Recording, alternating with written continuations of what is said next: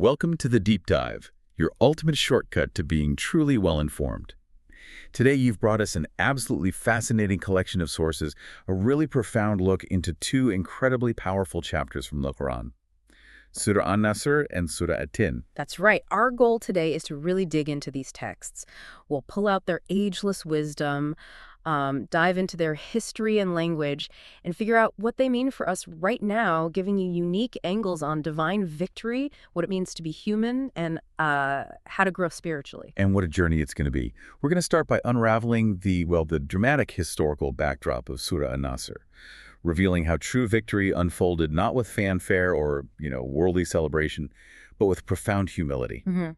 Then we'll pivot to Surah At-Tin, dissecting its layers of meaning about human creation, our inherent potential, and those crucial choices that either elevate or, diminish us. And get ready for some surprising facts, and I think some really profound insights you might not have encountered before. I'm really keen to delve into this. So where do we begin? Let's jump right into Surah An-Nasr, often known as Ida Ja Nasrullah wal Fath. Our sources really highlight its core message, which is actually a profound dual one. It foretells Allah's help and victory, particularly the mass entry of people into Islam. But critically, it also served as a very clear sign of Prophet Muhammad's approaching death. Wow. Yeah, this profound connection is why it earned the name At-Tawdi, or the Surah of Farewell. That's a powerful revelation right from the start. And to truly appreciate that victory, we have to look at the historical tapestry, right? The buildup.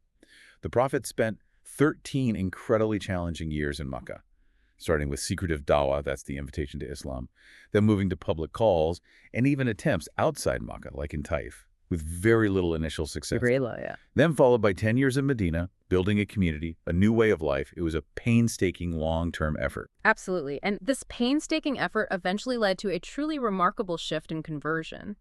Initially, conversions were individual, person by person.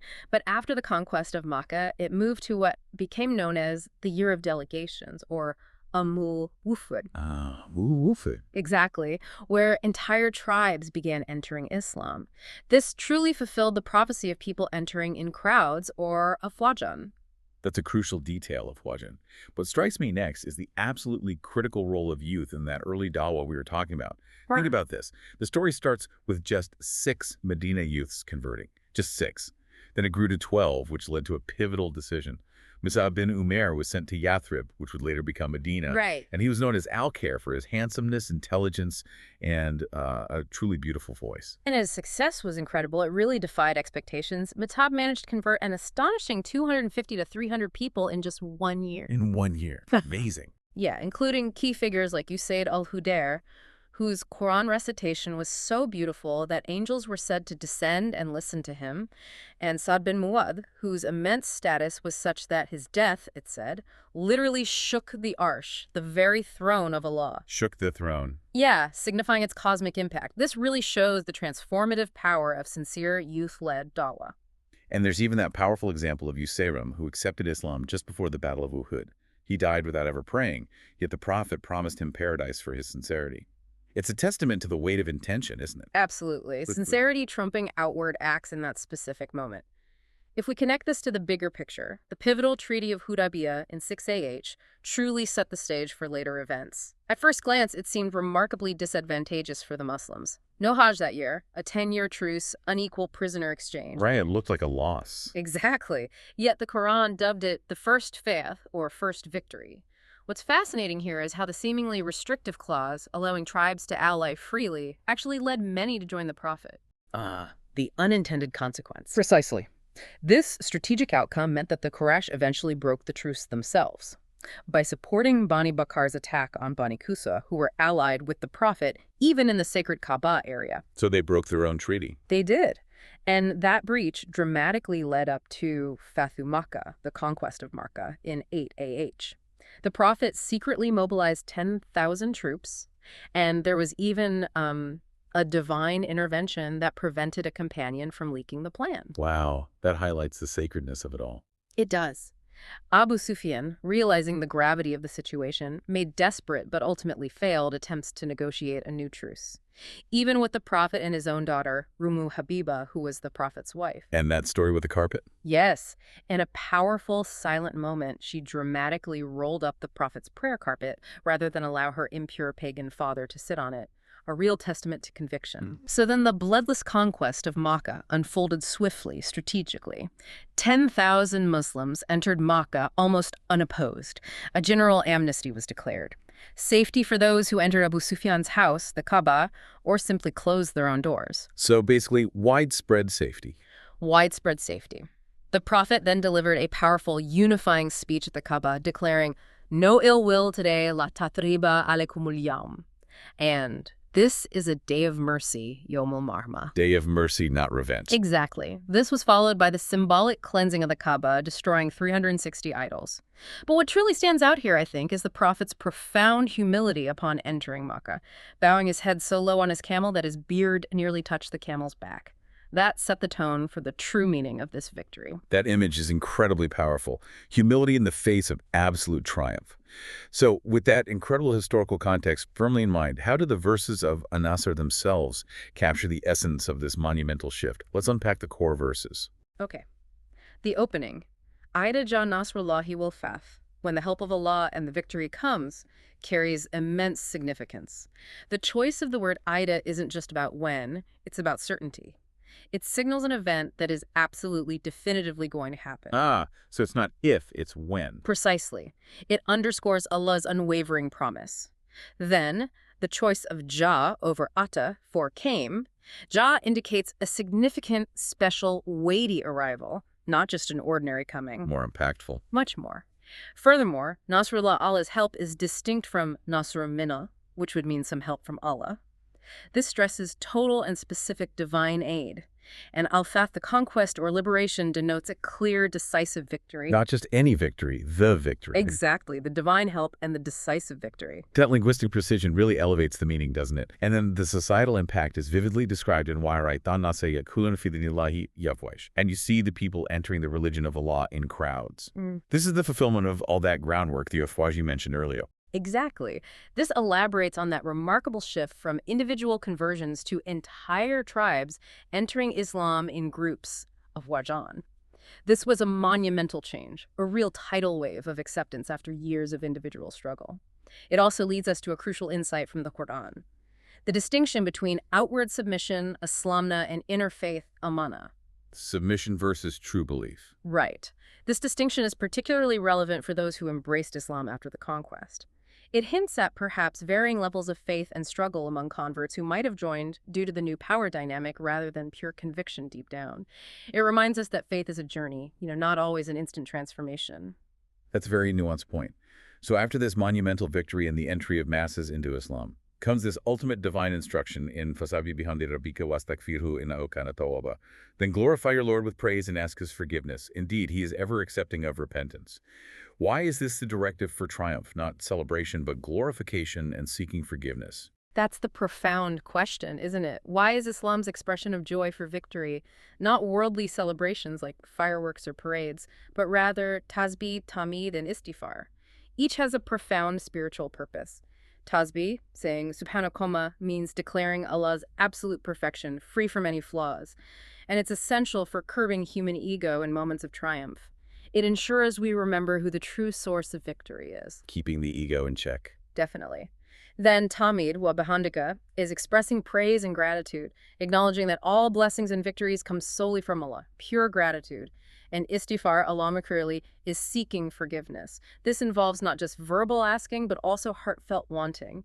And concrete actions to correct wrongdoings, like stopping gossip, for example. It's an act of worship in itself, even for the sinless prophet. So the purification process, even in victory. Exactly. And the sequence here is incredibly powerful. Tasbih first, to combat any arising arrogance, then tamid, for gratitude, reminding us of the source of the blessing, and finally istighfar, for humility and acknowledging human imperfection despite the triumph. It's a complete spiritual posture for the believer. And it connects back directly to the Prophet's own practice, right? Our sources reveal how he increased these recitations, especially Subhanakallah Rabbana wa bihamdika Allahumma ighfirli, after this surah's revelation, understanding it as a sign of his life's mission completion and approaching end. It's a living example of this teaching. Absolutely. And this brings us to a really important point, the danger of kufr nima, or ingratitude. This happens when we attribute blessings like, say, health from fitness or success purely from our own effort entirely to human means, completely forgetting Allah as the ultimate provider. That's easy to fall into, I think. Very easy. Allah's boundless forgiveness and mercy are clear, but there's a strong warning against shirk, associating partners with him. It's a reminder to reflect on how easy it can be, even in modern times, maybe subtly, to attribute our blessings to anything but the divine source. That's a powerful transition, because now we pivot to Surah At-Tin, a different kind of deep dive entirely, one that truly focuses on the human condition and our inherent purpose. Exactly. Surah At-Tin is a short Makkiyah surah, revealed early in the Prophet's mission in Makkah, and it uses these profound oaths to establish fundamental truths about human creation and destiny. It's essentially a blueprint, you could say, for humanity's potential and pitfalls. The surah opens with the four oaths, Wa-atini, wa-razaytuni, wa-turisenin, wa-hada al-balad alamin. What's fascinating here are the multiple layers of interpretation for these seemingly simple words, almost like a treasure map, like you said. Indeed. One interpretation connects the oaths to the fruits themselves and their incredible health benefits. Figs, for instance, are described as jannah-like, aiding digestion and blood. Olive oil is said to cure many diseases and offer protection, being linked to the sacred tree where Musa, saw the fire. So a very physical, tangible interpretation first. Yes, you could even imagine a Quranic medical prescription combining figs, olives, honey maybe from Mount Sinai, and Zamzam water from Makkah as a comprehensive cure. It's an interesting layer. Interesting.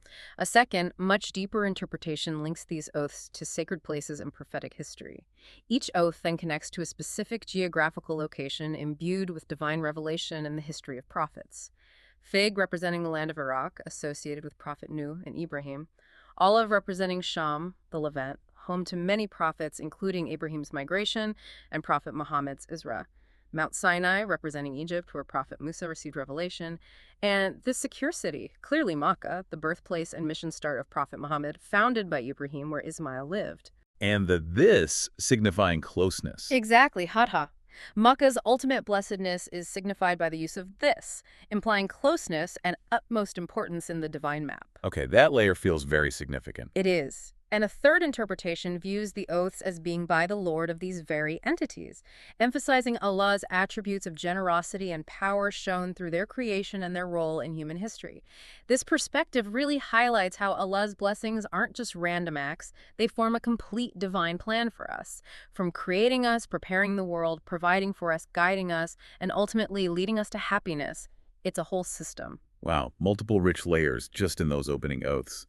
So after these powerful oaths that set a cosmic stage, the surah delivers its core declaration. Look at the halakna al-insana fi ahsani taqwim. Indeed, we have created the human being in the best form. What does best form actually mean in this context? It sounds quite absolute. It does, and that's a really critical question because best form, or ahsani taqwim, has three profound interpretations. First, it refers to our best physical stature. Humans walk upright, a uniquely balanced and beautiful form compared to animals. There's that famous anecdote of a scholar who, by citing this very verse, proved that his wife was more beautiful than the moon, emphasizing the inherent perfection and beauty of human creation. Okay, the physical form. Got it. Second, it speaks to our best natural disposition, or fitra. This is humanity's innate inclination towards monotheism, towards goodness, which parents or environment might later alter or cover up. Right, that inherent programming towards the divine. Exactly. We see this illustrated with the prophet's verification of a slave girl's faith, when she simply pointed to the sky upon being asked about Allah. Very simple, very innate. Even Pharaoh, in his arrogance, instinctively acknowledged Allah's highness, though he denied it outwardly. It's deep within us. Interesting. And the third interpretation? The third highlights our best intellect, or akol. Humans are uniquely endowed with intellect and choice. This enables us to reach angelic heights, or, conversely, sink below animals. This is where we differ fundamentally. Angels have intellect without desires, animals have desires without intellect, we have both. The capacity for choice and responsibility. Precisely, giving us this unique potential for both great good and great harm.